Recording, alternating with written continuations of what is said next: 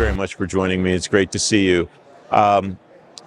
As the risk grows from the threat landscape across the cyber domain, what are you seeing agencies do, or what would you like to see agencies do, try to mitigate risk and implement either a risk management framework or strategies to make sure that they get the end result that they want when they're implementing risk management frameworks? Yeah, so I'll make a comment about civilian agencies and DoD.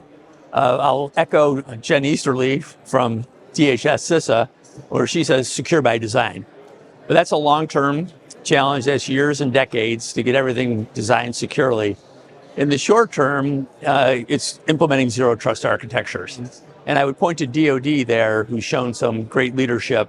The office of the CIO, Randy Resnick's team, and the Zero Trust Portfolio Office has put out 152 activities, and they've overlaid that with risk management framework, risk controls from NIST 853. So they've given a great roadmap for the different DoD components to follow. And they've even gone further. They're now doing some purple team testing, so red and blue teams combined, to show that different architectures actually can meet their target level and their advanced level of zero trust. And they're doing that with the cloud service providers, an industry consortium led by Dell with their Fort Zero initiative, and then even a configuration from DISA, one of their approaches, Thunderdome. So they're showing the agencies what to do, giving them a nice roadmap, and then proving that they can be done by doing some of this red team testing on the pilot. So I think that's commendable, and I think we'll see maybe the civilian agencies follow that. We're already seeing some foreign governments, coalition and allied partners adopting some of the U.S. DoD zero trust initiatives. Mm-hmm. The secure by design concept is not new.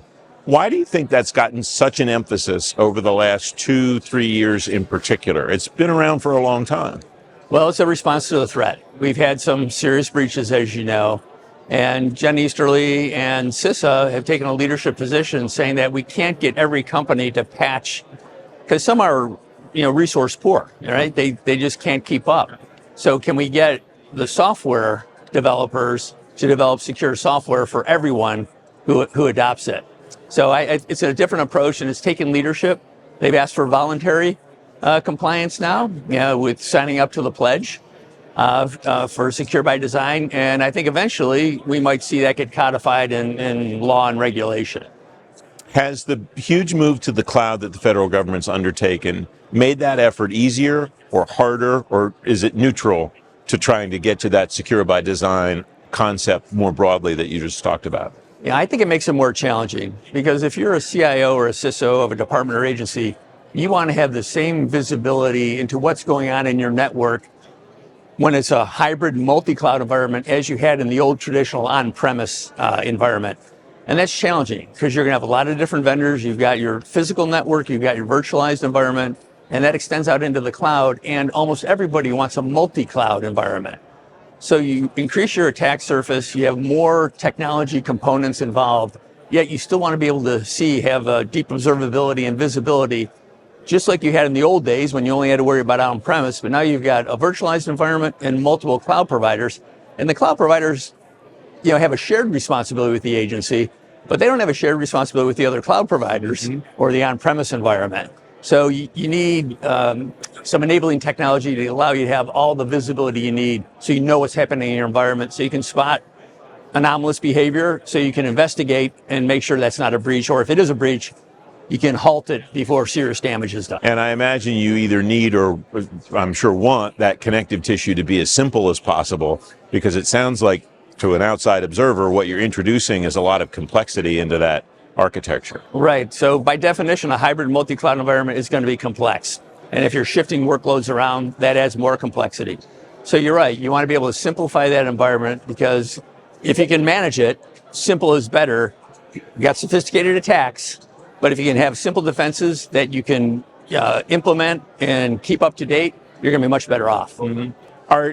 Does that then mean that the job of the CISO, the job of all the security professionals in the agencies, becomes exponentially harder and harder over time? I think it is harder. So a key there is to have a good, public-private partnership. CISA promotes that with joint threat sharing. We've heard it here at Billington with various agencies, including the FBI, NSA, CIA. So it is a team effort. Technology is part of it. You got to have the right policy, and then most importantly, you've got a culture. You have to have a culture that thinks about security first, whether you're a government employee, a contractor, or a technology provider. I want to go back to the risk management element that we talked about at the beginning of this conversation. That idea of a risk management framework, how do you sort through that in the light of all of the things that we're talking about? Because one of the keys that I learned about very early on in that idea was you have a kind of a matrix, and these things are likely to happen or not likely to happen, and these things are really bad to minimally impactful to an agency. Is it possible to still kind of plot cyber threats onto those onto a matrix like that, or are people thinking about risk management in a different way now? So I think you make a great point. Every agency is a little bit different, so they face different threats. The value of the data varies depending on the mission. So you can select the security controls as a CISO, select the security controls that make the most sense for your agency, and then implement them. So there is a flexibility in the whole process. Like I said, DoD has come up with those 152 activities, but they have security controls that support them. So there's a couple of, it's a multi-dimensional matrix, if you will, but there is flexibility in it depending on the agency's particular situation based on their mission. Yeah, it's great to have you on the show, Dennis. Thanks very much for joining me. Thanks very much for joining me. It's great to see you. As the risk grows from the threat landscape across the cyber domain, what are you seeing agencies do, or what would you like to see agencies do, try to mitigate risk and implement either a risk management framework or strategies to make sure that they get the end result that they want when they're implementing risk management frameworks? Yeah, so I'll make a comment about civilian